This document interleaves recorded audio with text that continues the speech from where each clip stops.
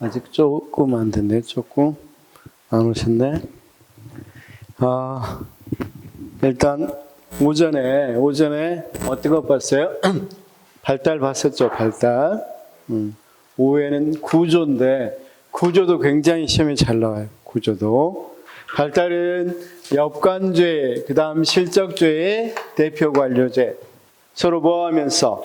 비판하면서 변천이 있었죠. 그 다음 여기서 여기 가는 것은 기초로 해서 나왔다고 그랬죠. 이 부분 잘 보시고 이제 공직의 분류에서 계급제하고 직위분류제 이거 할 겁니다. 특히 직위분류제에서 직무분석과 직무평가가 중요해요. 직무분석보다는 직무평가가 훨씬 더 중요합니다. 자, 그래서 특히 직무평가하는 부분이 굉장히 헷갈려요. 그래서 그 평가 방법을 중점적으로 오후 수업에서는 하도록 하겠습니다. 자, 여기 한번 보시면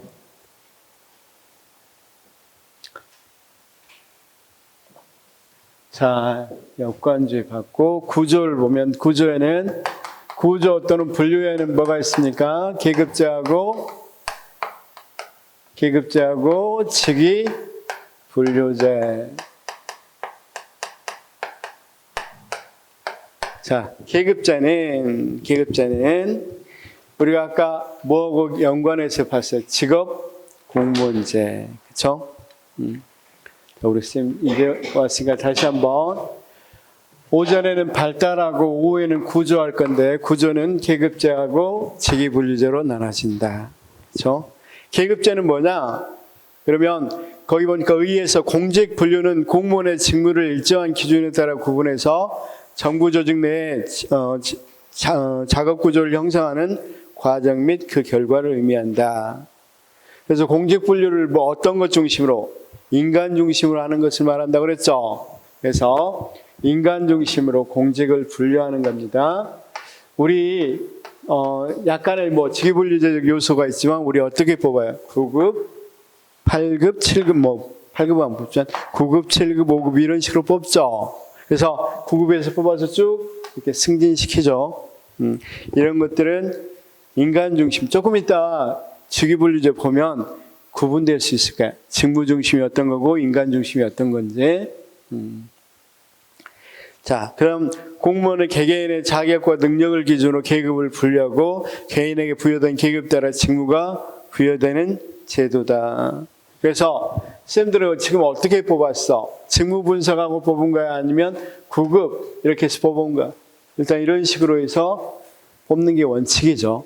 그렇죠? 그래서 약간 직위분류제적 요소가 있어요. 왜냐하면 일반 행정도 있고 법무행정도 있고 이런 식으로 나누어서 뽑죠. 그래서 약간 그런 건 있지만 그렇다고 해서 일반 행정에서 완전히 세분해서 뽑는 건 아니죠. 그 직무에 맞도록 분석해서 뽑는 건 아니란 말이에요. 그래서 일반적으로는 우리가 계급제적 요소가 강하죠. 우리나라 계급제적 요소 강합니다. 조금 이따 직위분류제 보면 그렇구나 이렇게 느끼실 수 있을 겁니다. 자, 그 다음 계급제의 특징. 계급제는 대륙계와 관료제 전통이 강한 나라. 대륙계라 그러면 어디를 말합니까? 영국이나 독일 이런 유럽을 말합니다. 그래서 자, 영국은 사실은 미국의 모국이죠. 그러다 보니까 영미계 이런 표현을 많이 쓰고 대륙계 이렇게 하면 독일이나 프랑스를 말합니다. 독일이나 프랑스. 그다음 우리나라도 그 전통을 가지고 있어서 1번 우리나라다. 그다음 4번 계급 간의 차별이나 고급 공무원의 엘리트와 계급에 따라 사회적 평가나 보수 등의 차이가 크며 계급 간의 이동이 매우 어렵다. 그래서 계급제의 특징이 폐쇄형이면서 계급 간의 이동이 상당히 어렵게 만들어놨어요. 어렵게. 그래서 우리나라 일반직 공무원의 경우 계급제의 전통이 강한 다른 나라에 비해 계급 간 차별이 적다는 것이 일반적이다. 그러니까 계급제 일반적 특징은 이 차별이 9급하고 8급하고 7급하고 6급하고 5급 이 차이가 굉장히 크게 나야 돼. 근데 우리나라는 크게 차이가 나지 않는다. 자, 그렇지만 지금 계급제 특징에는 우리나라 이야기하는 게 아닙니다. 그래서 대립계와 관료제 전통을 가진 나라에서 계급제가 주로 이루어져 있고, 그 다음 계급 간의 차별이나 고급 공무원의 엘리트화를 지향하고 있고, 그 다음 일반 행정가 지향이라고 그랬죠. 계급제는 일반 행정가를 지향합니다. 그 다음 계급제는 어떤 게 특징이다? 폐쇄형. 그래서 자, 계급제의 특징을 한번 보면, 특징을 보면 뭐라고 되어 있습니까? 거기 있는 것처럼 대립교회와 관료제 전통에서 나왔다. 그 다음 두 번째는 계급 간의 차별이나 고공문에 어떤 걸 기하려고 한다? 엘리트화를 하려고 한다. 그 다음 뭘 양성한다? 일반 행정가. 전문 행정가가 아니라 일반 행정가. 그 다음 폐쇄형 인사제도다. 폐쇄형은 우리가 개방형, 폐쇄형 이야기했었죠. 그래서 폐쇄형으로 보통 이루어져 있다. 그럴 때 계급제의 장점은 뭘까? 그럼 우리 계급제로 직위분류제가 아니라 계급제로 했을 때 장점은 뭐냐? 이렇게 물어보면 동일 계급 내에서 인적 자원을 탄력적으로 운영할 수 있다는 점. 이것도 많이 나오는데 시험에는 자 봐봐. 우리 9급으로 뽑아놓으니까 이 사람을 어디에? 아까 시청에서도 할 수 있겠지만 어디에서도? 그렇죠. 도서관 같은데. 그렇죠? 이런 데서도 근무할 수 있는 거죠. 일반 인간 중심으로 뽑았으니까. 9급이라면 9급의 직무에 해당하는 건 어느 정도는 왔다 갔다 할 수 있겠죠. 그렇죠? 그래서 탄력적. 그런데 만약에 직무 분석을 해서 뽑았다 그러면 그 직무 위에는 다른 직무를 할 수 있겠어 없겠어? 만약에 사서가 필요해서 뽑아놨습니다. 도서관에서. 그래서 사서 자격증이 필요하고 사서적인 전문성을 가진 사람 뽑아놨어. 그럼 그 사람 다른 데 가서 일할 수 있어 없어? 문제가 좀 있겠죠. 아까 법무적인 부분이 필요해서 변호사를 뽑아놨습니다. 근데 그 사람이 갑자기 재정부서 가서 할 수 좀 어렵죠. 그렇죠? 근데 일반 행정가들은 이것도 해봤고 저것도 해봤으니까 여기 가서도 하고 저기 가서도 할 수 있겠죠. 그래서 상당히 어떻게 운영될 수 있겠어? 동일 계급 내에서는 인적 자원을 굉장히 탄력적으로 운영할 수 있다. 항상 무엇에 비해서 특징 같은 거 나오면 여기는 분명히 돼 있으니까 직위분류제에 비해서. 그렇죠? 자, 인적 자원을 안정적으로 유지할 수 있다는 장점이 있다. 그렇죠? 특히 직업 공무원제와 연결되니까 안정적으로 이용할 수 있겠죠. 그래서 평생 또는 장기적 안정적으로 근무하기 때문에 아까 무슨 제를 취한다고 그랬어? 폐쇄형이고 어느 정도 직업 공무원제를 전제로 하기 때문에 안정적으로 운영할 수 있겠죠. 그 다음 계급제는 목표 지향성이 강하다. 담당 직무에 대한 사명감보다는 왜냐하면 직위분류제가 아니니까 직무에 대한 사명감보다는 자기 조직에 대한 사명감이 강하게 나타나겠죠. 그래서 자, 조직에 대한 충성도나 몰입도를 높일 수 있다. 그렇죠? 자, 그래서 계급제는 어떤 것에 대한 사명감이 높다? 거기 자기 조직에 대한 사명감이 높다고 그랬죠? 담당 직무보다는. 자, 다양한 직무를 수행함으로써 조직 구성원들의 관리자 입장에서 거시적인 시각을 가질 수 있다. 아까 계급제는 그냥 뽑아놓으면 여러 가지 업무를 하다 보니까 여러분 어떻게 있어? 자, 위에 상급자가 되면 굉장히 거시적인 측면에서 볼 수 있겠죠.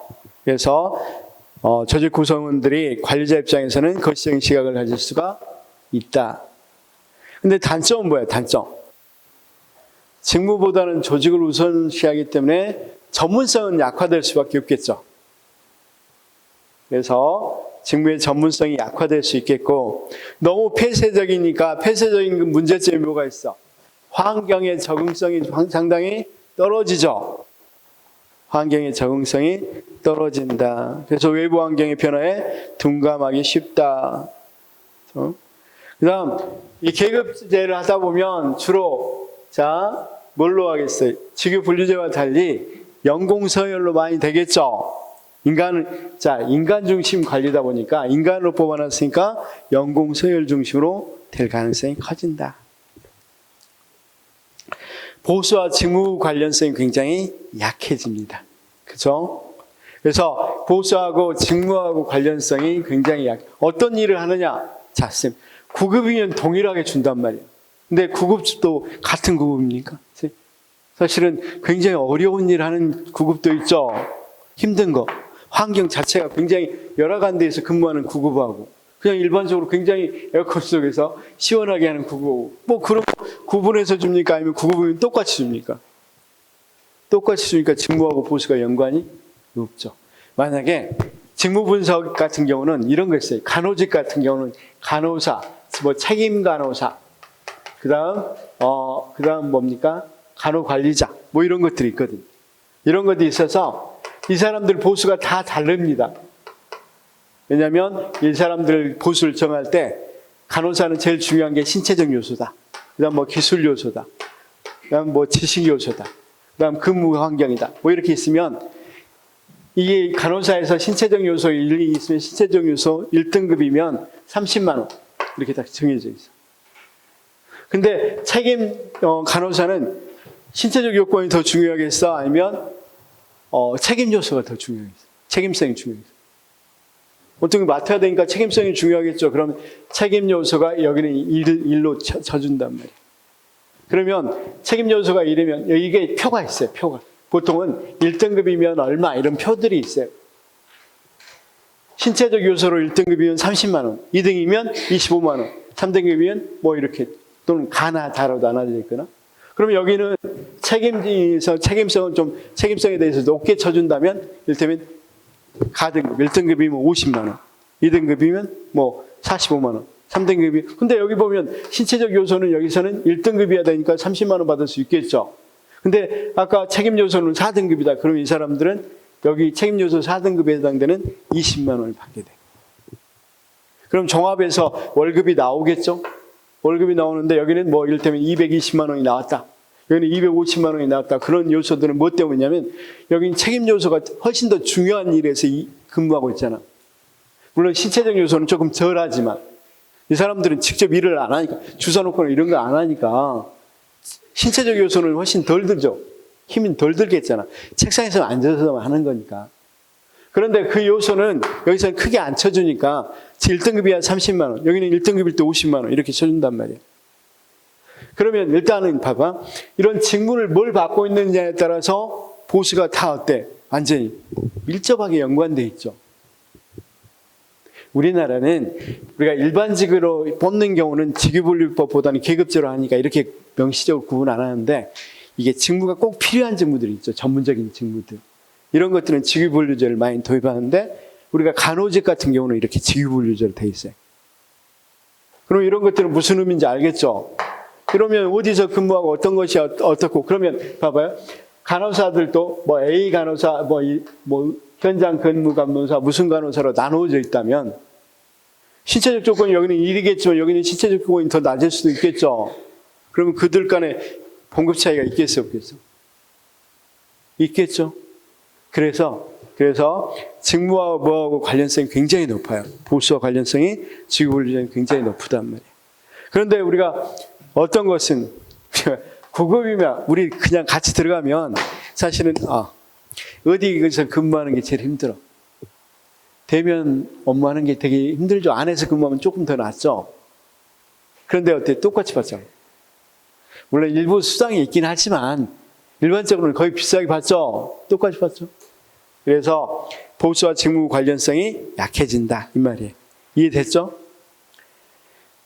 집단주의 성향이 강해진다. 계급제로 하면 우리가 계급제는 아까 관료제 또는 어떤 것에 폐쇄 영향을 하기 때문에 자기 공무원들끼리 어때? 상당히 폐쇄적일 수 있겠죠. 집단주의 성향을 보일 수 있겠죠. 자, 여기가 이제 계급제. 계급제는 그냥 직위 안 하고 이렇게 뽑기 때문에 그냥 뽑아봐 9급으로, 8급으로 이렇게 뽑기 때문에 크게 논점이 없단 말이에요. 과학적이지도, 그러니까 뭐 과학적으로 한다 이런 건 아니란 말이에요. 직위분류제는 굉장히 과학적으로, 아까 여기 같이 굉장히 과학적이죠. 간호사에서 가장 중요한 업무가 뭘까? 직무가. 그래서 거기에 따라 또 나누고 이런 것들 하니까 굉장히 과학적이죠. 그렇죠? 그래서 직위분류제가 계급제는 이런 식으로 특징만 알아두면 되고, 직위분류제가 시험에는 가장 많이 나오겠죠.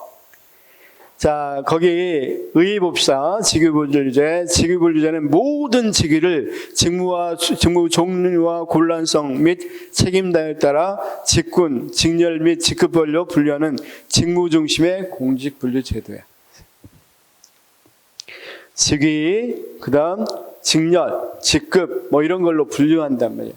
그래서 우리 스님들 일단 어렵겠다 생각하시면 돼. 어렵겠다. 그 다음 동일 직급에 속하는 직위에 대해서는 동일한 자격 요건이 있어야 함과 동시에 동일한 보수가 지급되도록 하여야 한다. 아까 그냥 간호사, 책임 간호사 이러면 어느 정도 뭐가 돼? 동일한 직무라고 생각되는 거죠. 책임 간호사면. 그래서 A국의 책임 간호사나 B국의 책임 간호사 똑같겠죠. A지역, B지역, 그쵸? 그래서 동일한 자격 요건과 동일한 보수가 지급된다. 동일 직급에는 정일 직급에 속하는 직위에 대해서는.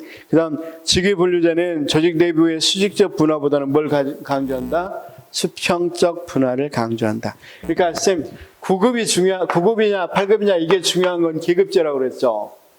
그러니까 이건 수직적 분화가 가능한 건, 이 중요한 건 계급제라면 직위 분류는 어떤 직위를 맡느냐가 중요해. 일반 행정이냐 법무 행정이냐 뭐 이를테면 기술 행정이냐 이런 것들이 어떤 것들이 중요해. 직무가 중요하니까. 그렇죠? 자, 그다음 라번 직위분류제는 과학적이고 합리적인 객관적 공직분류 방식으로서 인간 중심의 주관적인 공직분류 방식인 계급제와 구별된다. 자, 발전 보니까 미국에서 발달했어. 미국에서. 그렇죠?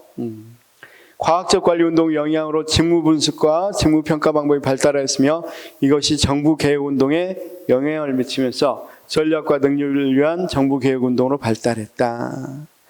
1900년 시카고시 정부에서 최초로 채택됐습니다.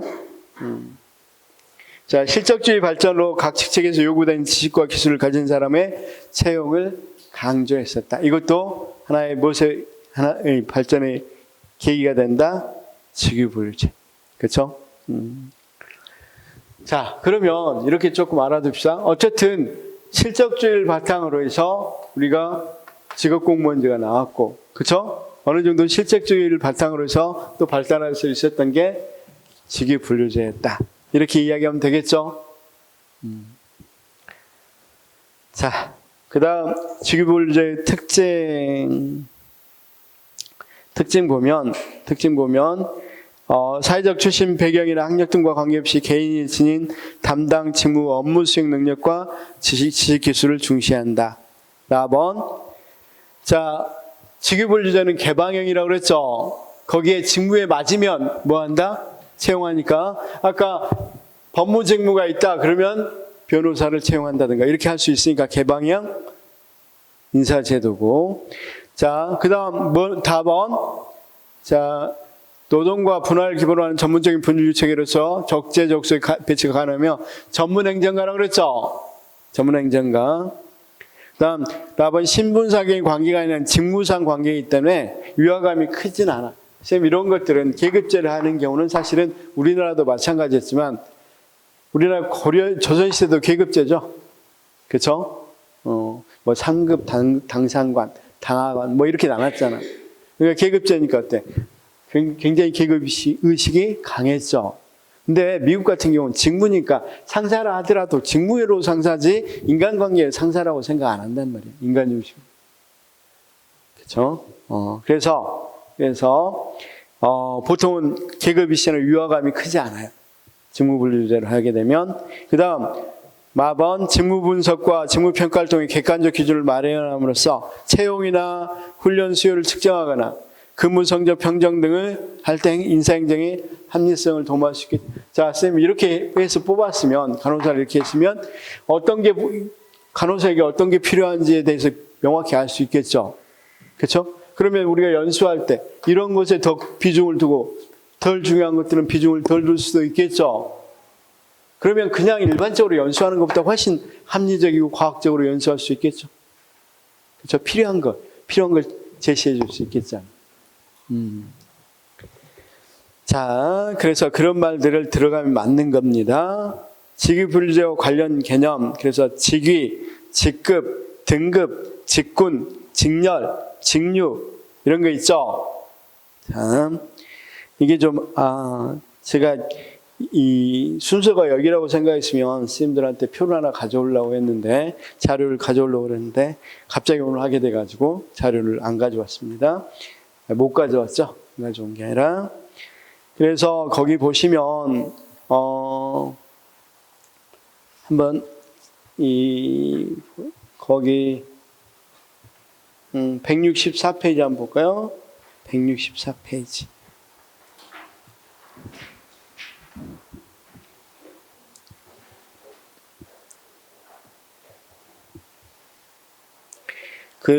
쌤 164페이지면 구성 요소 있죠? 구성 요소, 그쵸? 구성 요소 보니까 그림으로 되어 있죠? 그림으로 되어 있습니다. 자, 우리가 보통, 자, 거기 보면, 직위라는 건 뭘 말합니까? 직위라는 것은, 거기 자기 일, 거기 쉽게 해서 무슨 국장, 무슨 서기관, 서기 이런 것들이 보면 주사보 이런 것들이 뭐가 됩니까? 직위야, 직위. 선생님들이 들어가면 자, 이를테면 우리가 주사가 6급이면 7급은 주사보죠. 그럼 무슨 주사보 이게 직위야. 직위. 그래서 그 하나를 갖는 게 직위라고 표현되고 직급은 직무의 종류나 곤란 등이 유사해서 채용, 보수 등을 동일하게 다룰 수 있는 직위의 군을 뭐라 그런다? 직급이라고 그럽니다. 직급. 그쵸? 직급. 그래서 우리가 무슨 과장 이러면 그 과장들은 보통 같은 봉급을 주게 돼 있죠. 그쵸? 그런 것들을 직급이라고 그래요. 직급. 다음 직렬은 직무 종류는 유사한 곤란도 책임도가 상이한 직급의 군. 아까 직급의 군이라고 그랬죠. 그래서 자 밑에 보면 직렬은 뭐라고 되어 있습니까? 행정직렬 이렇게 되어 있죠. 행정직렬. 그러면 거기 옆에는 사서직렬 이렇게 되어 있는데 자 다시 아까 직급은 뭐였어? 이 직위에 뭐가 같아? 곤란도, 책임도가 유사한, 직무 종류나 곤란도 등이 유사해서 그러면 이렇게 말하겠죠? 일반 행정의 과장급들, 그럼 직급을 이야기한단 말이에요. 그렇죠? 일반 행정이냐 사서직렬이냐, 직렬이라는 표현 나왔는데 일반이냐 사서냐 이건 직렬이라는 표현이에요. 그렇죠? 자, 그 다음 직군은 직무의 성질이 광범위하게 유사한 직렬에 군해서 우리가 행정직군, 우리 쉽게 말하면 행정직하고 사서직은 우리가 기술직은 아니잖아. 그래서 그걸 묶어서 그냥 행정직군하고 크게 묶은 거야. 그 옆에는 기술직군 이렇게 묶여 있죠. 자, 그래서 거기 직군을 받고 직류는 동일한 직렬 내에서 담당 분야가 유사한 직무의 집합을 뭐라고 그런다? 직류라고 그런다. 그렇죠? 그래서 일행 직류, 그다음 교육행정 직류 이런 식으로 직류라고 표현을 해요. 직류. 직류는 잘 안 쓰는 거니까 다시 동일한 직렬 내에서 담당자가 유사한 직무의 집합이죠. 자, 또 조금 다 하겠습니다. 그 다음 등급은 뭐라고 되어 있어? 등급은 뭐라고 표현하면 되냐면 직무의 종류는 다르지만 곤란도, 책임도, 자격 요건이 유사해서 동일한 보수를 줄 수 있는 직위의 군. 그렇죠? 그래서 우리나라도 계급제 형태, 그러니까 여기도 이제 등급은 있죠. 9등급이냐, 몇 등급이냐 그런 등급을 이야기하는 겁니다. 그래서 자, 우리가 표가 있으면 좋은데 금방 이해되는데, 우리가 직위는 하나 뭐라고 그랬어요? 우리가 외울 거 직위는 뭐라고 그랬어? 직위는 담당 분야가 가지고 있는, 자, 한 사람의 이 근무를 필요로 하는 직무에 의해 책임의 양 또는 직책이라고 그랬죠. 직책이야, 직책. 어떤 직책, 그것이 직무고, 직무를 종류, 곤란도 등이 유사해서 묶을 수 있는 걸 직급이라고 그러고, 그 다음, 자, 직무 종류는 유사하나 곤란도 책임도가 상이한 거. 그쵸? 그래서 직위하고 직급하고, 사실은 이 계열성으로 묶으면 직급하고 또 뭐가 있겠어? 등급. 이건 급수로 이렇게 이야기하는 거야. 급수. 그래서, 자, 이게 핵심은 뭐냐면, 거기 있는 것처럼 직무 곤란도 책임도가 유사해. 그러니까 쌤, 직급도 곤란도 책임도가 유사하죠. 그 다음 등급도 곤란도 책임도가 유사하죠. 그렇죠? 자, 그러니까 그냥 편하게 한번 생각해봐. 제가 아까 그러면 직위하고 이제 직렬 열자로 넘어가겠습니다. 급이 아니라 열자로 한번 넘어가겠습니다. 직렬하고 직류하고 그 다음 뭐라 그랬어요? 직군. 이제 이건 급 말고 이제 열이나 군으로. 그럼 우리가 직렬은 뭐야? 행정직렬. 그럼 행정직렬에는 1급도 있고 2급도 있고 3급, 4급 다 있겠죠. 곤란도 책임도가 다르죠. 그런데 직무 분야는 일반 행정이라는 거 비슷하죠. 그래서 자, 봐봐. 직렬은 뭐라 그랬어? 직무 종류는 유사하나 곤란도 책임도가 상이하다고 그랬죠. 직무 종류는 유사하죠, 일반 행정으로. 근데 난이도는, 자, 다시 행정직렬은 뭐가 있어? 1급도 있고 2급도 있고 3급도 있고 4급도 있고 다 있으니까 이 곤란도하고 책임도는 다 상이하죠. 근데 일반 행정이란 건 비슷하죠. 그렇죠? 여기까지 이해됐어요? 직류. 우리 뽑을 때 어떻게 어떤 것으로 뽑아요? 직류별로 뽑아요. 그렇죠? 자, 우리 공고하는 거 봐봐. 그러면 일반 행정, 사서행정, 그다음 법무행정 이렇게 딱 나눠서 뽑죠. 그런 것들이 뭐다? 직렬. 그래서 직렬별로 뽑는데 이 직렬을 다시 나눠서 직류별로 뽑을 수도 있어. 그래서 우리가 일반 행정 중에서 일반 행정하고 교행 우리나라 지금 따로 뽑고 있죠. 이런 경우는 직류별로 뽑는 경우에 해당돼. 그러니까 쉽게 해서 여기 봅시다. 자, 직위에서 등급은 이만큼의 평행 수평적인 겁니다. 직급은 훨씬 더 뭐한다 그랬어? 등급은 넓습니다. 그리고 9급에 해당되는 사람도 굉장히 높죠. 다 보면 굉장히 높죠. 근데 일반 행정의 9급은 어때? 좀 한정됐잖아. 그러니까 여기는 그냥 모든 9급, 여기는 일반 행정의 9급 이런 식이야. 이 일반 행정 9급 또는 가장 이런 것들을 직급이라고 이야기한단 말이야. 그럼 직렬은 뭐라고 그랬어? 직렬은 일반 행정 직렬 그러면 뭐가 된다? 1급부터 다 포함되니까 일반 행정 직렬 이렇게 나오겠죠. 수직적으로. 그다음 직류는 직렬에서 뭐 하는 거야? 나눈 거. 다시 동일한 좀 더 뭐 하는 거. 직류가 뭐라고 돼 있어요. 거기 보니까. 직류는 동일한 직렬 내에서 담당 분야가 또 뭐한다? 비싼 것끼리 묶어낸다. 그러면 크기로 보면 직류가 더 커, 직렬이 더 커. 자, 직유가 더 큽니까? 직렬이 더 큽니까? 직렬이 훨씬 더 크죠. 훨씬 아니더라도. 자, 일반행정, 교육행정을 묶어서 그냥 일반행정, 직렬 이렇게 표현한다고 그랬죠. 그 다음 이걸 묶어서 직구는 더욱 크게 묶죠. 일반행정하고 사서가 있는데 이것까지 묶어서 직군 이렇게 표현하죠. 일반행정, 직군. 그래서 뭐가 된다면 뭐하고 구분한다? 기술 직군하고도 구분한다고 그랬죠. 그래서 자, 이것만 알면 돼. 우리가 그러면 우리가 어떤 입장에서 지금 시험 보냐? 일반행정 직군에서. 그다음 특히 일반행정 직렬을 들어가고 사서가 아니라 일반행정 직렬로 들어가고 일반행정 직렬 중에서 교육행정이 아니라 일반행정 직류에 해당하는 것에 시험을 보고 있죠. 이 개념 이것만 좀 알면 돼 그냥. 그다음 이건 뭐라고 그랬어? 그냥 직급 등급은 급자가 들어가.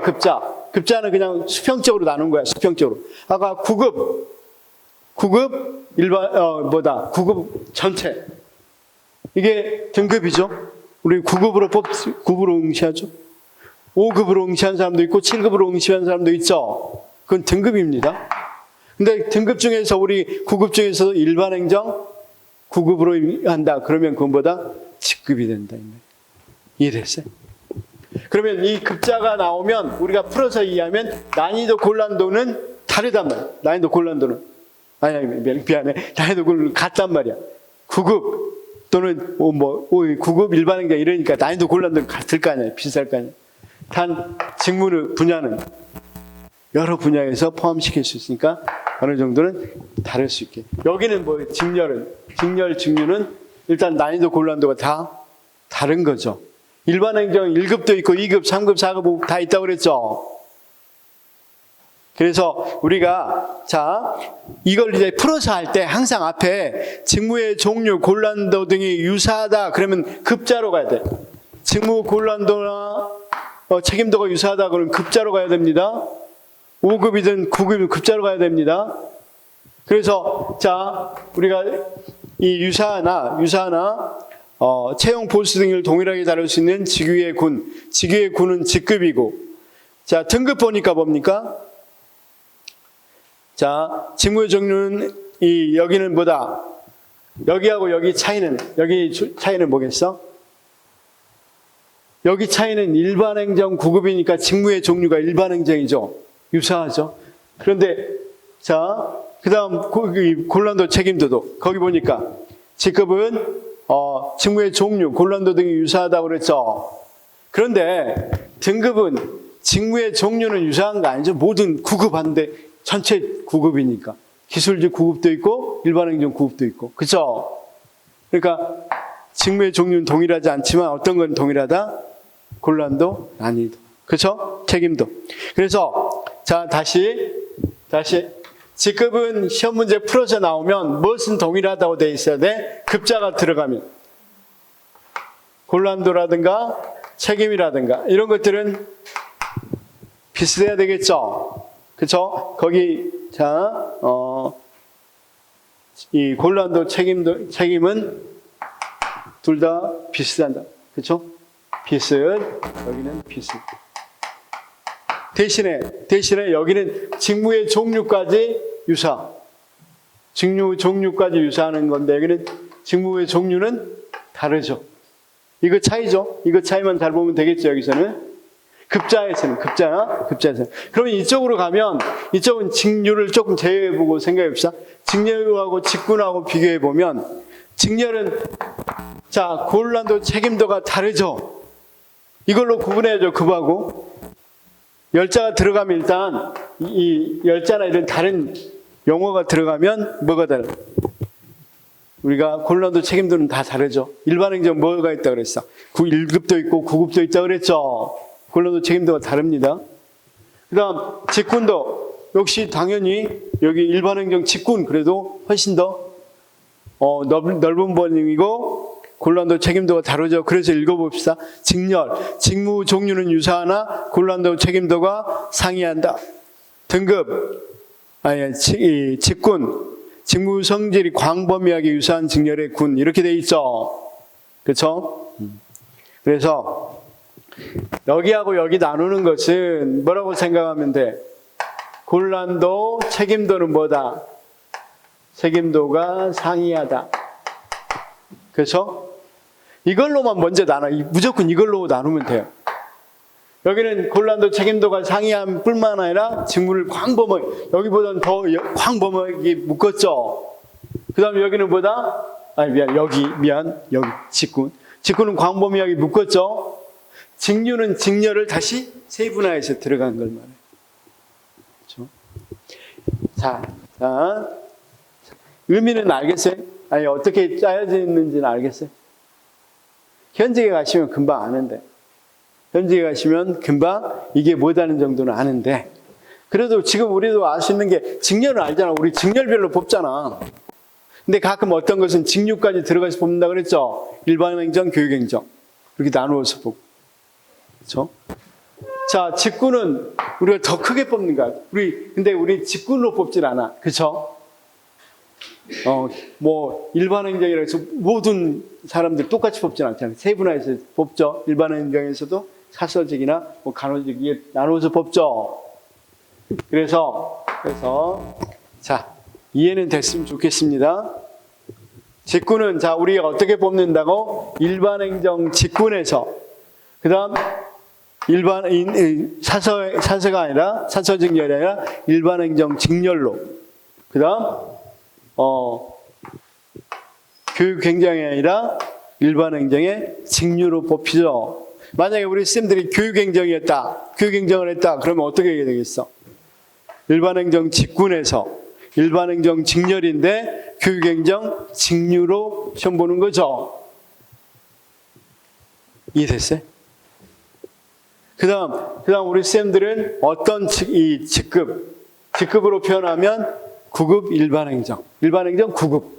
그 다음 등급으로 하면 그냥 9급으로 시험 본다. 이렇게 말할 수 있겠죠?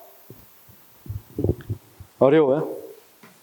근데 이제 말로 표현했을 때가 어려워. 이 말들을 표현했어요. 그럴 때 이거 꼭 기억하시면 돼요. 무조건 직급은 곤란도 책임도가 비슷한 거. 그래서 고르면 돼요. 무조건. 급자나. 그 다음 열자나 또는 군자 이렇게 들어가면 곤란도 책임도가 상이하다. 이렇게 뽑으면 된답니다. 분류하시면 돼요. 이해되셨어요?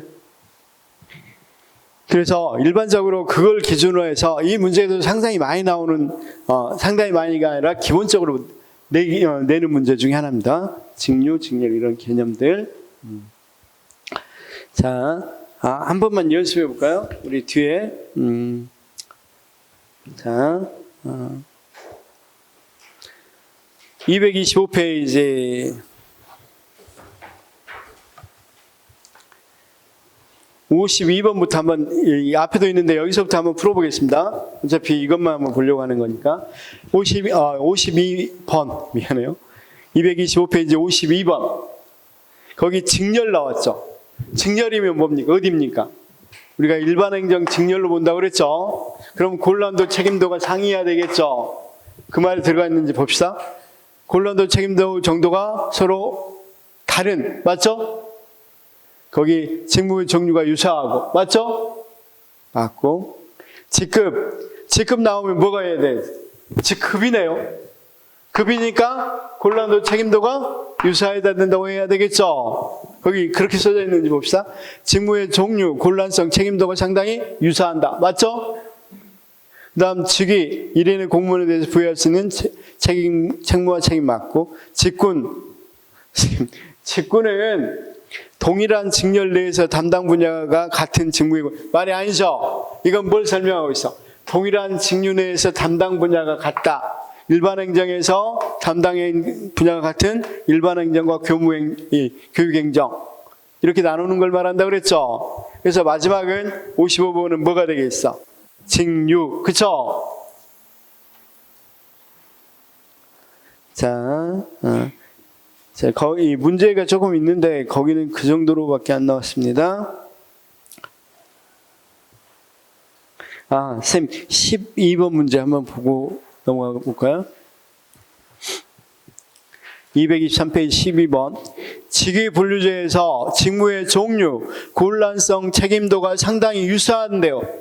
곤란성, 책임도가 상당히 유사하대. 직무 종류뿐만 아니라 곤란 책임도가 유사하니까 급으로 써져야 되겠죠. 그렇죠? 그런데 거기 급으로 써져 있는 거 봐봐. 열로 써져 있죠. 그러니까 틀렸고 직급이죠. 그 다음 13번이 아니고 아닙니다. 14번 직위 분류제에서 14번 밑에 14번 직위 분류제에서 직무 종류는 다르지만 곤란성 책임 및 책임의 수준 및 자격 수준이 상당히 유사하다. 곤란성 책임이 유사하다. 그러면 직급 아니면 등급에서 정해져야 되겠죠. 그런데 자 보수를 지금 모든 직무 종류가 다르대. 여기는 직무 종류가 같으면 뭐였어? 직급이었는데 다르다고 그랬으니까 등급, 그렇죠? 등급인 거 확인하면 되겠죠. 뭐다? 등급이다. 그래서 이렇게 알아두시면 되겠습니다. 그래서 이걸 제일 많이 헷갈려하는 분들이 있어요. 헷갈려하는 분들이 있는데 기본적으로 이 정도는 알아두셔야 됩니다. 선생님 이해는 됐죠? 이해는 되셨을까요? 그 다음 이제 자 직위분류제의 특징 같은 거 살펴봅시다. 직위분류제의 특징. 자, 직위분류제의 과정 및 장단점 있는데 과정은 제가 곧 살펴볼 거고 시험에 굉장히 중요하니까 장단점 먼저 보고 나서 과정을 한번 보겠습니다. 장점은 뭡니까? 장점 214페이지 있는데 직무 중심의 인적 자원 행정으로 인해서 전문성이 강화될 수 있다. 그렇죠? 다음 직무 성과에 대한 책임성이 높아질 수 있겠다. 왜냐하면 이런 직위분류제를 하게 되면 직무 성과를 하는데 어떤 게 있어? 훨씬 더 그 직무에 맞도록 성과를 내야 되는 거니까 직무 성과와 훨씬 더 잘 연결될 수 있겠죠. 그래서 직무 성과에 대한 책임성이 높아지고 보수가 직무에서 결정된다. 아까 설명했죠. 직무에서 결정되고 개방적인 인적자원 관리란 인적자원 관리 방식이다. 이건 장점이고 단점은 직무 중심 체계라 인간적인 요소가 경시된다. 무슨 말씀인지는 아시겠죠? 그렇죠? 철저하게 직무 중심으로 뽑다 보니까 인간적인 요소는 상당히 계급제적 요소는 경시될 수밖에 없겠죠. 그 다음 조직에 대한 충성심이나 몰입도가 아까 자 이 사람들은 직무에 대해서 충성심이 높겠어? 조직에 대해서 높겠어? 직무죠. 직무로 뽑았으니까. 그렇죠? 자기 일에 대해서 충성도 높을지 모르지만 조직에 대해서는 별로겠죠. 자, 인적자원 운영면에서는 아까 인적자원 운영면에서는 직위로 딱 직위분류제로 뽑다 보니까 그 해당되는 직위 위에는 다른 직위에 근무할 수 있어 없어? 계급제는 아까 그냥 9급으로만 뽑는 거야. 그러니까 일반 행정에서 사사행정도 할 수 있단 말이에요. 우리가 구청에서 근무하다가 어디서 근무할 수도 있어. 도서관에서 근무할 수도 있단 말이에요. 그렇죠? 그런데 여기서는 직위분류제로 하면 이런 것들이 상당히 어렵겠죠. 자, 그 다음 책임성과 불안정성. 우리가 직업 공무원제가 약화될 수 있겠어 없겠어요? 개방제니까 약화될 수밖에 없겠죠. 그러다 보니까 공직 쭉 공무원으로서 이 평생 동안 근무하려는 것보다 훨씬 더 책임성은 조금 약화될 수 있겠죠. 자, 변호사가 여기에 들어갔어. 그다음 싫으면 뭐 한단 말이야? 나오면서 변호사 하면 되죠. 또는 민간 어디 뭡니까? 취직해도 되고 민간 조직. 그러니까 당연히 책임성이라든가 이런 걸 훨씬 더 약화될 수밖에 없겠죠. 그래서 직위분류제, 계급제 비교까지 쭉 봤는데 뭡니까? 직위분류 장단점 봤는데 그다음 거기 직위분류제, 계급제 비교 한 번만 봐두시면 되겠습니다. 이건 모르는 거 아니니까 한번 쭉 읽어보시면 될 것 같습니다. 그래서 자, 목표 전략에서도 선생님 계급제는 215페이지 표 보면 집단 가치인데 직위분류제는 개인 가치고 계급제는 직권형인데 직위분류제는 분권형, 개방형이고 직업 공무원제적 요소가 계급제는 강하다고 그랬죠. 그런데 직위분류제는 약하다고 그랬죠. 다음 직무 역량에서 계급제는 직급 중심인데 직위분류제는 직무 중심이고 그다음 중요한 말이 있죠. 일반 행정 기능 중심인데 비해서 전문 행정 기능 중심이다. 그렇죠? 그다음 인적자원 관리 측면에서 직급별로 선발하는데 직위분류는 직위별로 선발하고, 우리가 개발할 때도 계급제는 관리 역량이 중요해요. 그런데 직위분류제는 당연히 직무 역량이 중요하겠죠. 자, 수평적 이동은 계급제는 수평적으로 이렇게 9급에서 이동한 건 용이하다고 그랬죠. 그런데 직위분류제는 수평적 이동이 상당히 어렵죠. 그렇죠? 그런 부분만 좀 잘 봐두시기 바라고, 인적자원 동기에서는 계급제는 집단적 복지, 그다음 직위분류제는 개인적 직무 보상. 그래서 계급제 같은 건 성과급 같은 거 많이 주는 거죠. 그렇죠? 그다음 성과 보상에서 계급제는 측정이 곤란하고 성과에 대해서, 직위분류는 측정이 용이하고, 우리가 연공 서열주의 형태로 많이 이루어진다고 그랬죠. 계급제는. 그런데 실적주의, 능력 실적주의, 보상에 있어서 생활급, 연공급. 연공급이라는 건 뭐예요? 연공 서열이니까 우리가 호봉이 있는 걸 말합니다. 우리가 오래 근무하면 호봉이 더 높아져요, 안 높아져요? 같이 9급이라도 호봉이 높은 사람이 더 많은 임금을 받죠. 이런 것들을 연공급이래요. 연공 서열에 의해서 급수를 정한다. 임금을 준다 그래서 연공급이라고 합니다.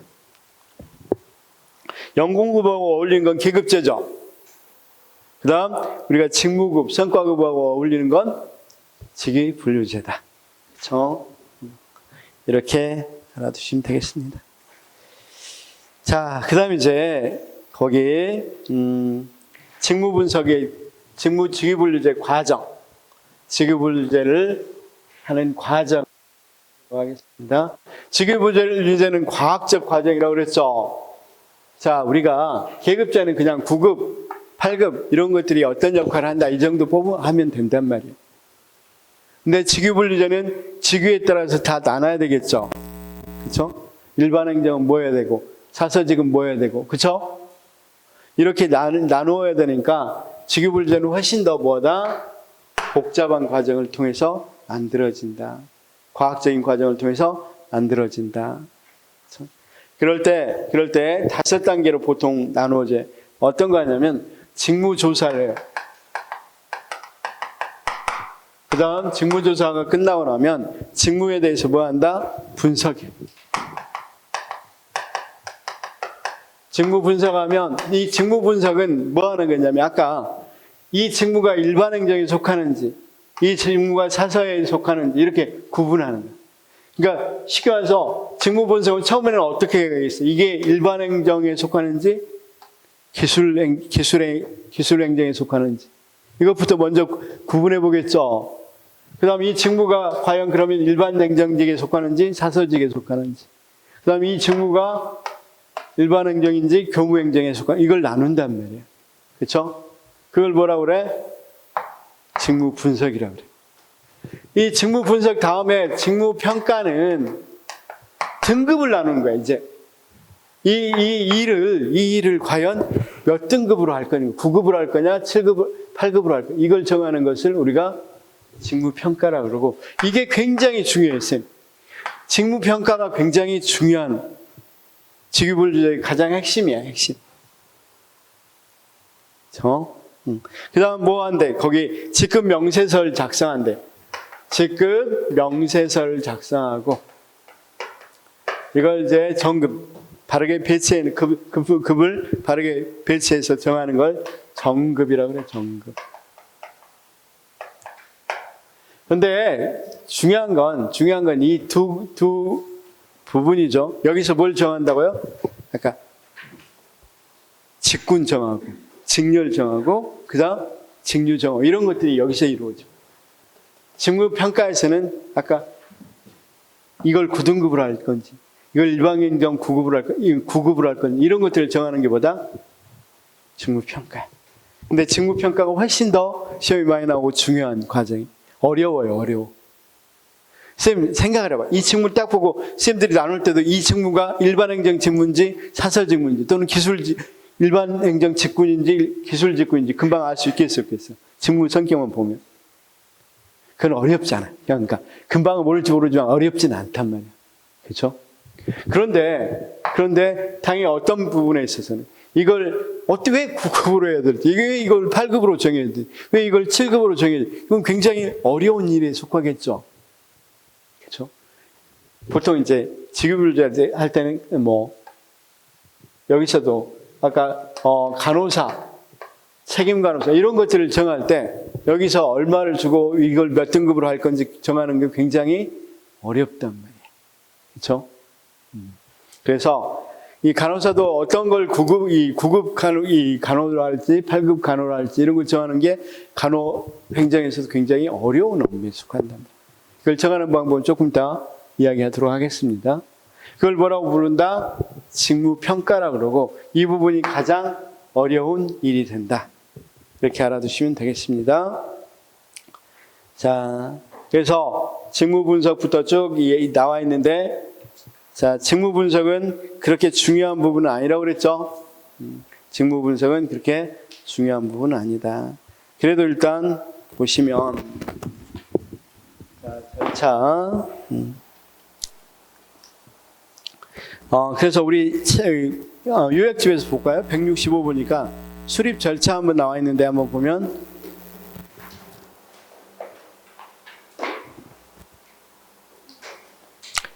직무 분석은 뭘 정한다고 그랬어요? 직군, 직렬, 직률을 분류하는 작업이라고 되어 있죠.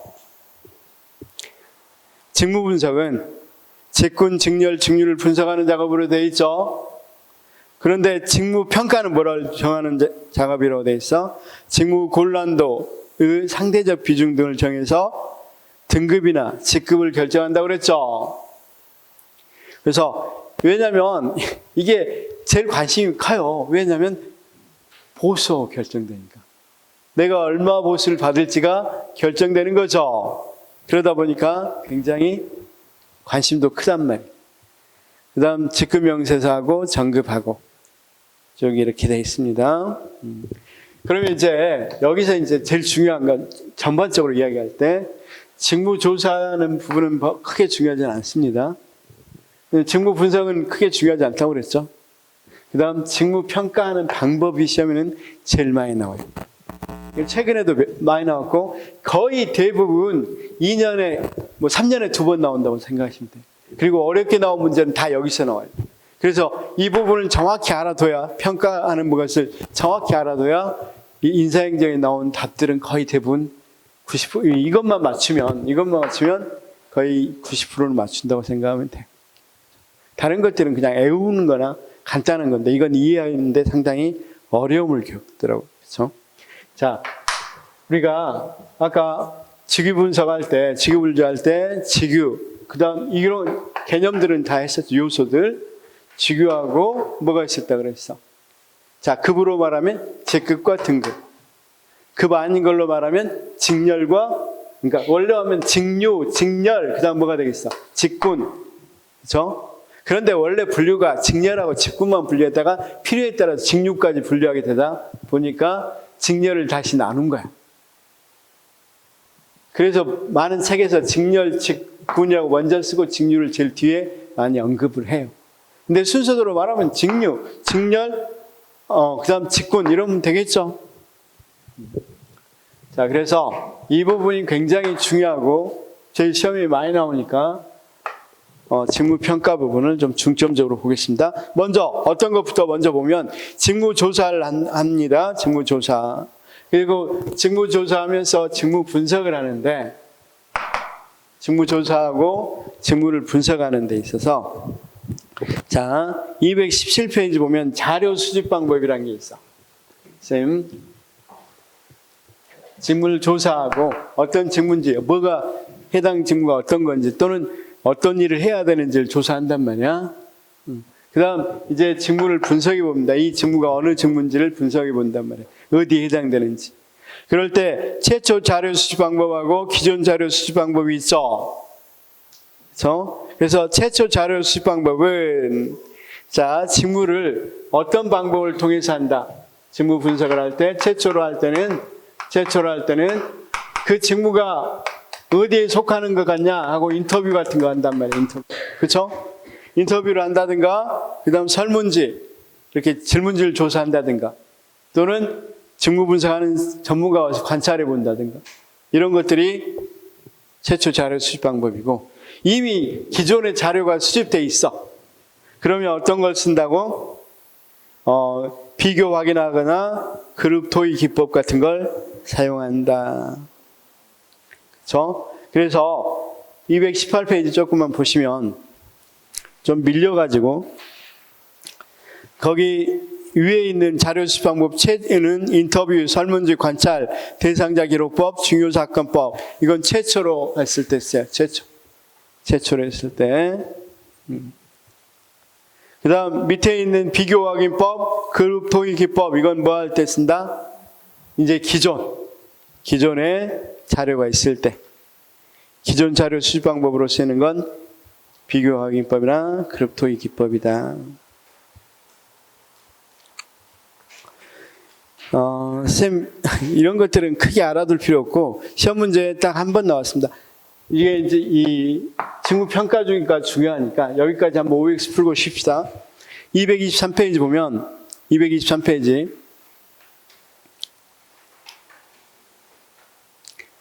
자, 거기 5번에 뭐라고 되어 있습니까? 직무 자료 수집 방법에는 관찰, 면접, 설문지, 일지기록법 등이 활용, 맞죠? 자, 그래서 거기 위에부터 조금 볼까요? 위에 조금만 지금까지 했던 거니까, 직위 분류절 수립 절차를 순서대로 나열하면 직무조사, 직무분석, 직무평가, 직급명세 작성, 점검, 맞죠? 그 다음 4번 직무분석은 직무들의 상대적인 가치를 체계적으로 분류하고 등급한 건 직무분석이라고 그랬어? 직무평가라고 그랬어? 직무평가라고 그랬죠. 자, 나머지는 거의 어떤 걸 나왔어요? 직무평가하는 방법에 대해서 나왔어요. 방법. 그렇죠? 4가지 방법이 있는데 이 4가지 방법을 잘 이해해야 돼. 그래서 다음 시간엔 주로 이 평가 방법을 중심으로 이해할 수 있도록 해보겠습니다. 읽고 가셔야 됩니다. 자, 좀 쉬었다 하겠습니다.